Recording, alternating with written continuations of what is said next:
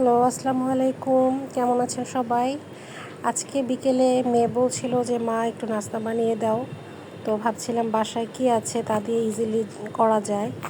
তো আজকে আমি মুরগির মাংস রান্না করেছিলাম, ভাবলাম তা দিয়ে কিছু রেডি করে ফেলি।